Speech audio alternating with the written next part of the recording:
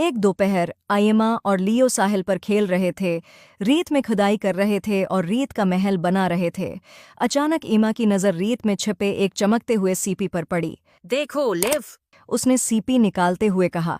CP चमक रही थी और उसके अंदर एक खूबसूरत मोती था। जैसे ही उन्होंने मोती को छुआ, एक नन्ही परी जाहिर हुई। उसके परों से सितारों जैसी चमक फूट रही थी। ईमा और लियो परी को देखकर डर गए। परी ने कहा, ध्रुव नहीं, मैं तुम्हारी एक ख्वाहिश पूरी करने आई हो। तुमने मेरा जादुई मोती ढूंढ लिया। परी ने खुशी से कहा। ये समंदर और आसमान की ताकत का खजाना है जो मैं बहुत पहले खो चुकी थी। परी ने दोनों से उनकी ख्वाहिश पूछी। एमा ने कहा, मुझे एक मोबाइल चाहिए। और लियो ने क्या, मुझे एक बड़ी सी गाड़ी चाहिए।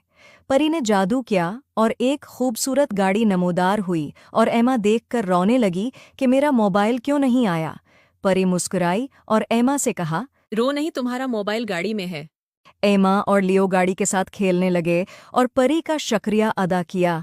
परी ने कहा कि जब भी वो जादू की ज़रूरत महसूस करें, सीपी को दिल के करीब रखें। परी गायब हो गई। उम्मीद है आपको स्टोरी पसंद आए होगी। Please like and subscribe my YouTube channel.